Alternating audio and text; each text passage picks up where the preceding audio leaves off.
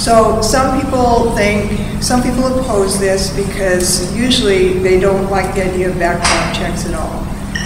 The idea is the criminals are always going to get the guns, and all the background check does is it hassles law-abiding people.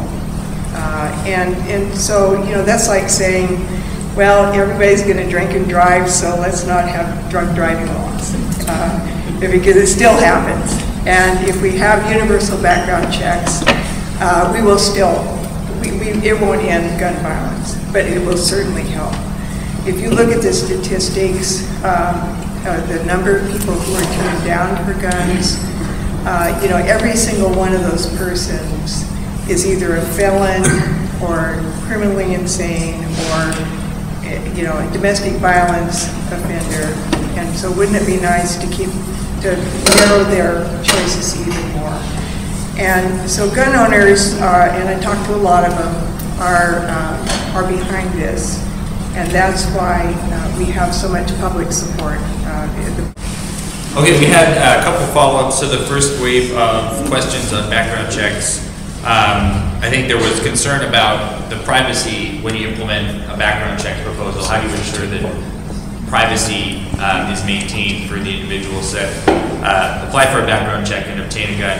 And similar to, you know, how cars and safety for cars works, you know, what about the possibility of charging guns by the sale and then, you know, requiring owner ID interlocks on guns or something like that as an alternative to universal background checks?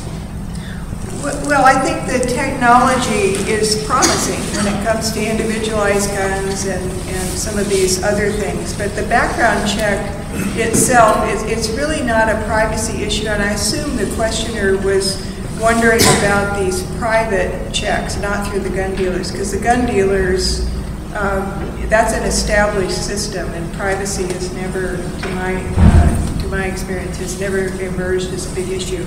If you call that toll-free line to do a background check on somebody, all the state police will tell you is yes, you can sell them the gun, or no, you cannot sell them the gun. There's nothing about the person's criminal history, or there's no reason given. Yes, you can. No, you can't. Here's the confirmation number. And so the privacy is protected in that way. I am hoping, I'm actually working with Senator Larry George, who's a Republican in the Senate, on some privacy bills. One is how long the city of Portland, the Portland police, can retain data from automatic license plate readers. Another is around the warrant requirement for certain technologies. So I'm really hoping that we have an up or down vote on some privacy issues in Oregon. I know that Oregonians are becoming increasingly concerned about privacy issues, as are folks nationally.